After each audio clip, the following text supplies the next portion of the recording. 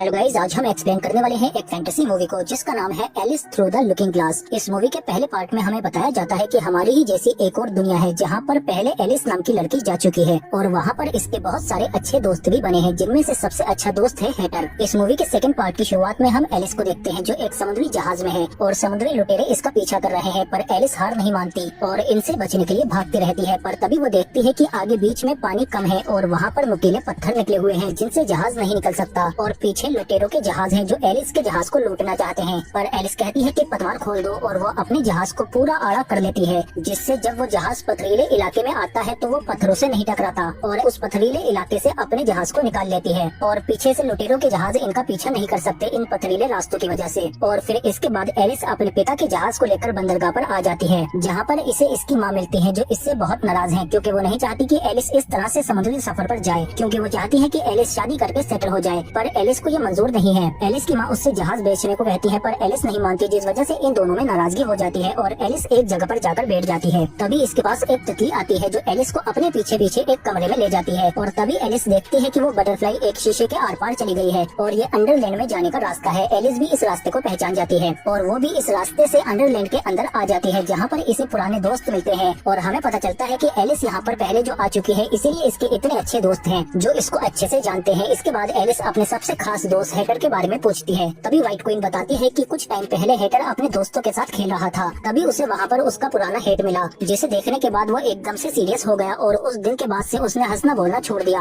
और सबसे कहने लगा कि मेरे माता पिता जिंदा हैं, पर हम लोग अच्छे से जानते हैं कि वो उस दिन ड्रैगन के हमले में मारे गए थे। लेकिन हेटर कहता है कि वो जिंदा है, इसलिए उसने खुद को अपने कमरे में बंद कर लिया है, अब तुम ही कुछ कर सकती हो। तभी एलिस हेटर से मिलने के लिए उसके कमरे में जाती है। हेटर एलिस को देखकर बहुत खुश हो जाता है और कहता है कि मैं जानता था कि तुम जरूर आओगी, पर कोई भी मेरी बात पर यकीन नहीं कर रहा, पर तुम तो यकीन करोगी कि मेरे माता पिता जिंदा हैं। पर एलिस हेटर से कहती है कि मरे हुए लोग वापस नहीं आते, उन्हें भूलने में ही भलाई है, जिस पर हेटर को गुस्सा आ जाता है और वो एलिस से कहता है कि तुम भी मेरे दोस्त नहीं हो, इसलिए यहाँ से चले जाओ। इसके बाद व्हाइट क्वीन एलिस से कहती है कि अगर हेटर ऐसे ही रहा तो वो मर जाएगा, इसलिए हमें उसकी मदद करनी होगी, जिसका एक ही रास्ता है कि हमें हेटर के परिवार को वापस लाना होगा। पर एलिस कहती है कि वो तो मर चुके हैं, जिस पर व्हाइट क्वीन कहती है कि अगर तुम समय में पीछे जाकर उन्हें बचा लो तो वो नहीं मरेंगे। पर एलिस कहती है कि मैं समय में पीछे कैसे जा सकती हूँ, जिस पर व्हाइट क्वीन बताती है कि हमारी दुनिया का वक्त अलग तरीके से चलता है, इसलिए तुम वक्त में पीछे जा सकती हो, पर हम नहीं जा सकते क्योंकि वो वक्त हमारी ही दुनिया का है और अगर हम वक्त में पीछे जाएंगे तो हम अपने वक्त के पुराने वाले रूप को देखेंगे और एक बार अगर हमने अपने अतीत के रूप को देख लिया तो ये पूरी दुनिया खत्म हो जाएगी और वक्त हमेशा के लिए रुक जाएगा। पर तुम हमारी दुनिया की नहीं हो, इसलिए जब तुम वक्त में पीछे जाओगी तो अंडरलैंड में तुम्हारा कोई अतीत नहीं था, इसलिए तुम्हें अपना पुराना रूप नहीं मिलेगा और तुम उसे नहीं देख पाओगी। एलिस को ये सारी बातें समझ में आ जाती है, इसलिए वो वक्त में पीछे जाने के लिए तैयार हो जाती है और फिर ये एक खुफिया दरवाजे के जरिए वक्त में पीछे जाने के लिए एक बहुत बड़े क्लॉक टावर में आ जाते हैं, जहाँ से वक्त को कंट्रोल किया जाता है। पर तभी इसे यहाँ पर कोई आते हुए देखता है। एलिस जब उसका पीछा करती है तो वो इसे देख लेता है और फिर वो एलिस के पूछने पर बताते हैं कि मैं ही टाइम हूँ, पूछो जो तुम्हें पूछना है। जिस पर एलिस उन्हें अपनी सारी समस्याएं बता देती है कि मेरे दोस्त की जान खतरे में है, इसीलिए मैं वक्त में पीछे जाकर अपने दोस्त के परिवार को बचाना चाहती हूँ, जिसके लिए मुझे तुम्हारा समय चक्र चाहिए होगा। जिस पर टाइम को गुस्सा आ जाता है और वो कहता है कि वक्त कोई खिलौना नहीं है, इसीलिए वो एलिस को यहाँ से बाहर भगा देता है। तभी एलिस बाहर रेड क्वीन को देखती है जो टाइम से मिलने के लिए उसके कमरे में चली जाती है और हमें पता चलता है कि टाइम रेड क्वीन से बहुत प्यार करता है। जिस पर रेड क्वीन कहती है कि अगर तुम मुझसे प्यार करते हो तो तुम मुझे वो समय चक्र दे दो जिसके जरिए मैं वक्त में पीछे जा सकूं और अपने दुश्मनों को खत्म करके अपने इस बड़े हुए सिर को भी ठीक कर सकूं। पर टाइम उसे समय चक्र देने से मना कर देता है और कहता है कि वो मैं किसी को भी नहीं दे सकता, क्योंकि अगर वो एक बार यहाँ से चला गया तो इस दुनिया का पूरा वक्त बिगड़ जाएगा। तभी हम बाहर एलिस को देखते हैं जिसे वो समय चक्र दिख जाता है, जिसकी मदद से एलिस वक्त में कहीं भी आगे पीछे जा सकती है और फिर एलिस चुप्पे से उस समय चक्र को चुरा लेती है। तभी टाइम को भी फौरन पता चल जाता है और वो एलिस को पकड़ने की कोशिश करता है, पर वो समय चक्र बड़ा हो जाता है जिसमें बैठकर एलिस यहाँ से भाग जाती है और अब एलिस समय यानी वक्त में सफर करने लगती है और इसे अलग अलग वक्त दिखाई देने लगते हैं। तभी एलिस को उस दिन का वक्त दिखाई देता है जिसमें ड्रैगन ने एलिस के परिवार को मारा था। एलिस वहाँ पर जाने लगती है, पर तभी पीछे से टाइम आ जाता है, जिसकी वजह से एलिस उससे बचते हुए यहाँ से किसी और वक्त में पहुँच जाती है और ये वो समय था जब तक एलिस हेटर से नहीं मिली थी, इसीलिए हेटर उसे नहीं पहचान पाता। इसके बाद आगे और जानकारी इकट्ठा करने के लिए एलिस राज्यसभा में आ जाती है, जहाँ पर रेड क्वीन की ताजपोशी होनी है और यहाँ पर हम व्हाइट क्वीन को भी देखते हैं, क्योंकि रेड क्वीन और व्हाइट क्वीन दोनों आपस में बहनें हैं और हेटर के पिता एक बहुत बड़े हेटर हैं जो यहाँ पर बहुत खास हेट बनाते हैं, इसलिए इन्होंने रेड क्वीन के लिए आज एक बहुत ही कीमती ताज बनाया है। पर बड़े सिर की वजह से वो रेड क्वीन के सिर पर नहीं आ पाता